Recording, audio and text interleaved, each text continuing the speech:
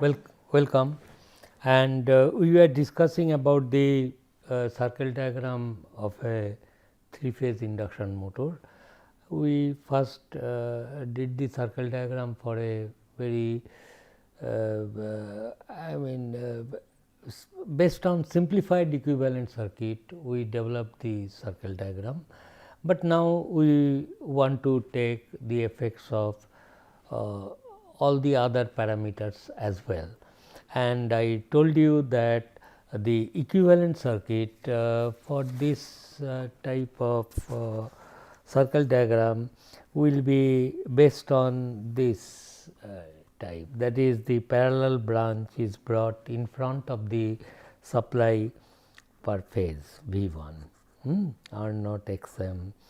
This R naught will represent both the frictional loss and things like that. Okay. And therefore, so far as this equivalent circuit is concerned, you see this will be your then I 2 dashed, and here these parameters are fixed, one resistance is varying. In fact, the R 1 can be also neglected, as if it is this resistance will be varying. I want to find out the locus. Anyway, that will be once again a circle, why not?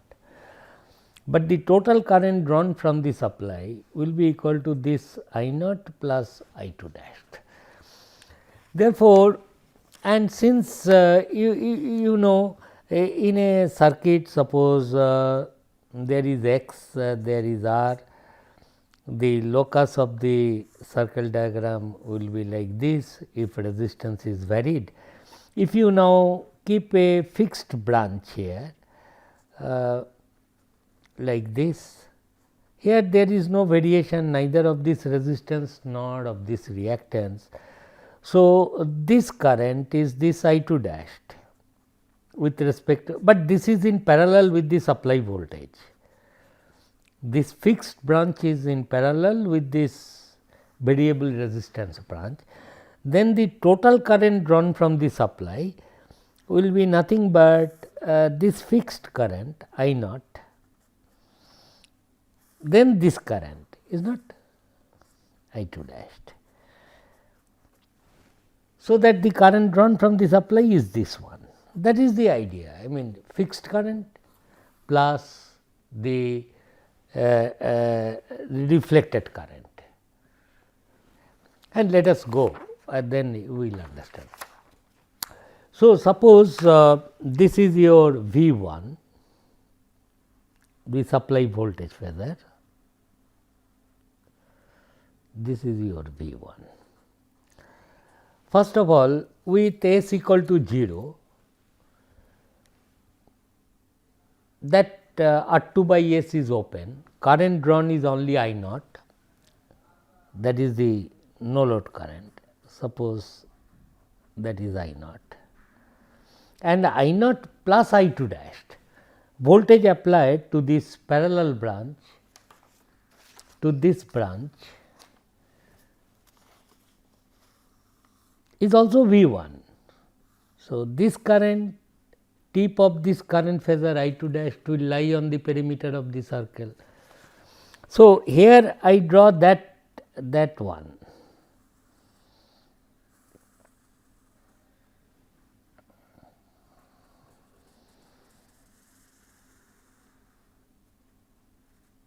This is V 1 by the total reactance of this parallel branch, maybe x 1 plus x 2 dashed, V 1 by, and I will vary the resistance. And this is called the no load power factor angle theta naught. You recall that s equal to 0 point is this point, is not, because resistance is infinite, then variable resistance. Then power drawn from the supply will be V 1 I naught cos theta naught.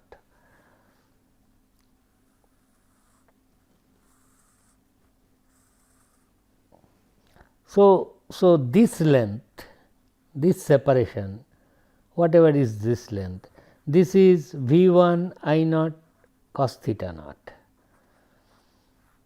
It represents the no load power loss or rotational loss, because S is 0, that parallel branch this side does not take any current, all the power will be consumed here.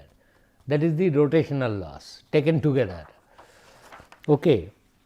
So, this is equal to P rotational loss. And as I told you earlier, it does not depend upon at what slip the machine is operating, because induction motor is practically constant speed motor. Friction loss change we neglect, flux change we neglect, a little bit of change of flux will take place. So, this is constant. Okay. Now, here also there will be two situations. I will first draw a line here,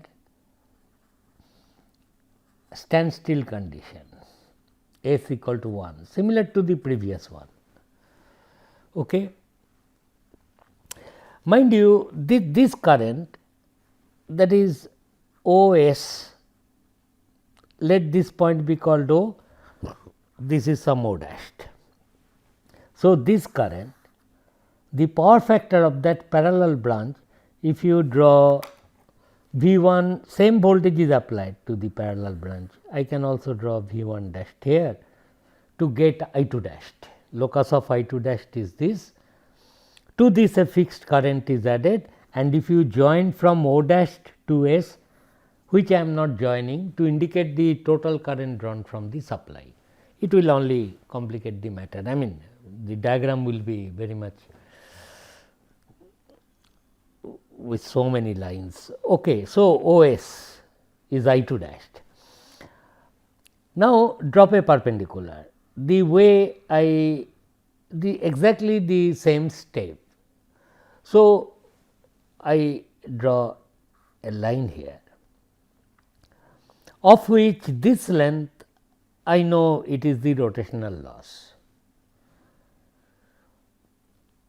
What is the total input power? Total input power is V1 into O dash S, this current, into cosine of this one, is nothing but this projection only.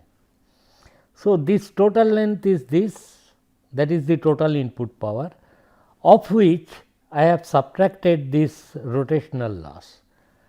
Then the remaining power, let us first ask ourselves what the remaining power is going.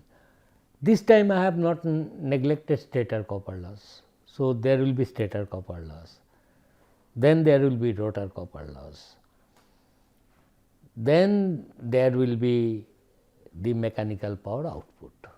These are the three things. So, let this point be M.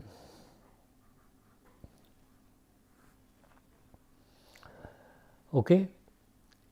So, V1 into, if you call this angle to be theta 1, this will be also theta 1 in the same way. So, Sm is equal to what? Sm can be thought of as the air gap power or not air gap power. Sm is equal to power loss in R1 and R2 dashed. Let me draw the equivalent circuit in a small manner, so that I can always refer. R1 x1, this is x2 dashed, and this is R2 dashed by S, and this is V1. This current is I am calling I2 dashed, and this is the parallel branch, which is I naught, I have shown. So, here the power loss will be R1 as well as R2 dashed by S. Power in this is the air gap power. Therefore, out of this total power Sm is the total power between these 2 points. If I subtract the power loss because of stator resistance, then I will get the air gap power. Now, how to do that? What I do, I will this length SM I will divide into segment such that suppose this point let me call L, such that ML by Ls is R1 by R2 dashed. Suppose I know the value of the resistances. So, in this ratio I will divide this line, and then I will join this point also. I will be joining this point.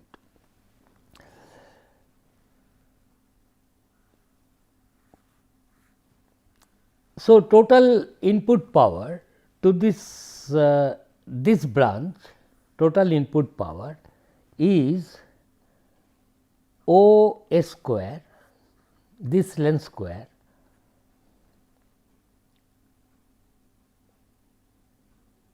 into R 1 plus R 2 dashed, and that is equal to S m, because there is no mechanical power output at slip equal to 1. And I have divided this line in the ratio R 1 is to R 2 dashed. Therefore, this is nothing but M L plus L S. Therefore, M L, since it is proportional to R 2, in fact, this is, so M L must be equal to O S squared into R 1 and L S is equal to O S square into R 2 dashed. That is, this length then will represent the stator copper loss and this will represent the rotor copper loss, and output mechanical power is 0. This is what all happens at slip equal to 1, and there is no output mechanical power. Which length here represents the air gap power? The length SL is not. SL is the power in this R 2 dashed by S. S happens to be 1. So, rotor copper loss and air gap power are same, one and the same at S equal to 1. Therefore, this length Ls also happens to be your PAG. And what is rotor copper loss? 1 into PAG, S equal to 1, and there the story ends. Now, I will take a general operating point. Okay. For example, here point P and the slip value is S. Similarly, you drop a perpendicular here. Now, I will draw a perpendicular, and this point of intersection, let us mark say G, this is K, P, G, K, and this point is say N. Here this length is of course that fixed rotational loss that happens. In this circuit parallel branch, the input power is P n, and there is this power K n, K g. Let us try to understand what this K n and K g means, that I must show. Now, since it is so, what is the current drawn, that I 2 dashed? I 2 dashed is here, is not? OP square is I 2 dash squared. Therefore, you can easily see that considering this circuit, that I mean these triangles, this triangle and this triangle, they are similar, these two are parallel. is not.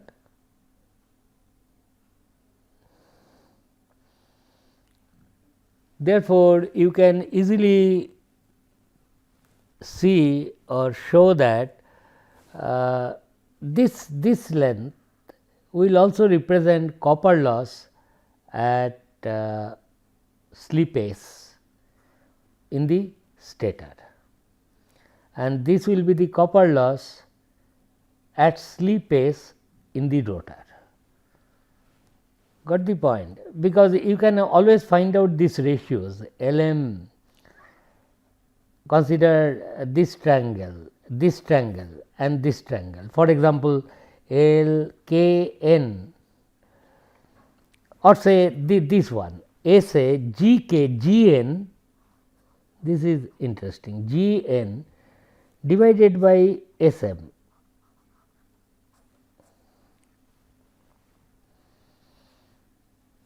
GN by SM.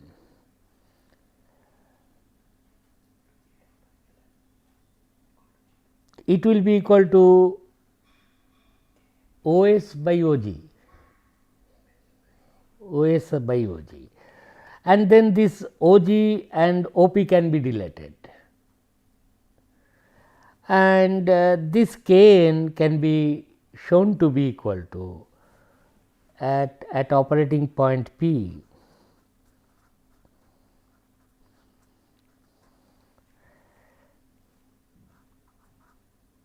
Kn will be copper loss, because I have divided this line in this ratio. So, Kn will be copper loss, stator copper loss at slippage, and Kg will be the rotor copper loss at slippage at operating point P.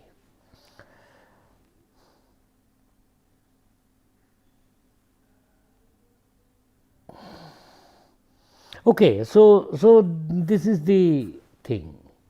This is at s equal to 1, that is standstill condition, and this is when the machine is operating at slippage.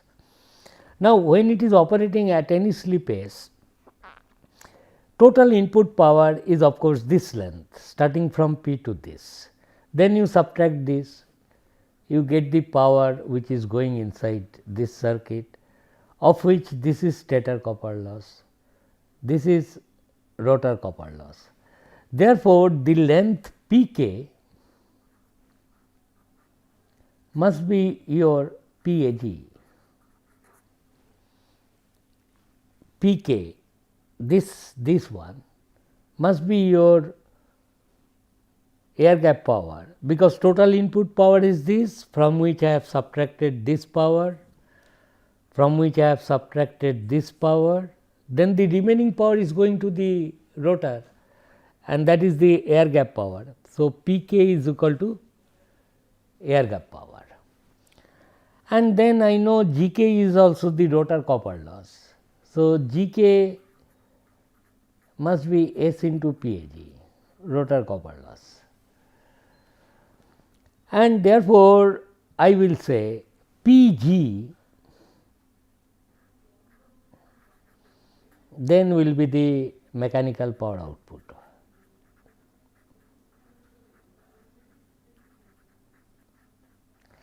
And I will go to the extent to say that this is the net mechanical power output, because rotational loss I have already taken into account by this length. That is the whole idea. Therefore, this will be, so air gap power is the interception between any point on the perimeter and this red line, air gap power. Output power is Pg, that is this depending upon where it is operating. Therefore, we say that this line, we say it is called torque line, and this line is the output mechanical power line.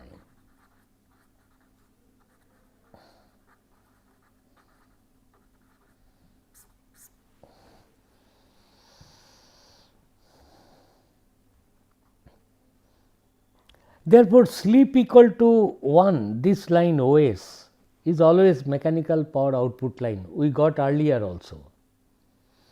In earlier case, when it was a simplified diagram, if you recall, this is your output power line. Where is torque line? Torque line here was the diameter itself, because this is the air gap power. So, from whichever line you record this air gap power is called the torque line, but here it is tilted because of the stator copper loss, and therefore, you can if you divide this SM length in the ratio stator resistance is to rotor resistance reflected values, join these points, for any operating point it will intersect that as K, then Kn also represents the stator copper loss. These intercepts will all represent stator copper loss. These intercepts will all represent rotor copper loss. This whole length from P to up to this point, say U, whole power is the input power. This power is the power loss here fixed. Then this power is the power loss here, stator copper loss. The remaining power, that is K to P, must be the air gap power, of which Gk will be the rotor copper loss, that will be S times Kp. That is what all I have to say. Therefore, see the equivalent circuit in this form can be translated into a nice circle diagram of a slip ring induction motor. Now, I will tell, if time permits today, otherwise next class, that this equivalent circuit, I mean this circle diagram can be just drawn by taking some 2-3 readings, that I will discuss. But before that, I will try to tell you that because of the presence of R1, X1, earlier case to fix up the slip line was very simple. What I am supposed to do? That is, okay, machine is running at slip 0.08, find out its output power, input power, things like that. Then what I have to do here? Here also I have not drawn any other slip line.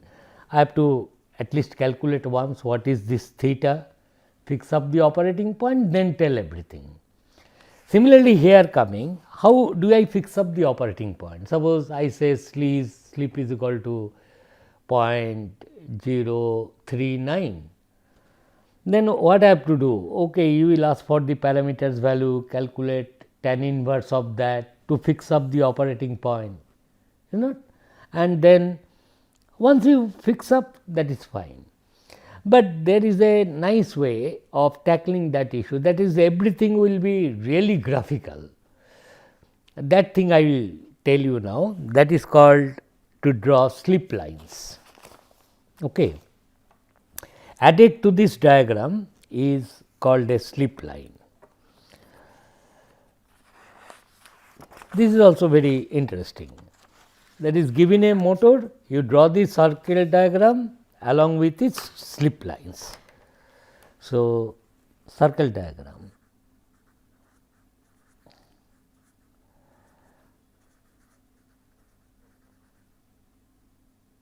With slip line.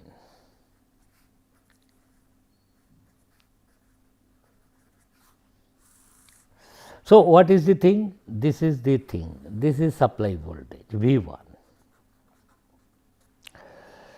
This is your no load current I0, and here is that parallel branch where R2 by S stays. I will draw a bigger one, and this is the circle.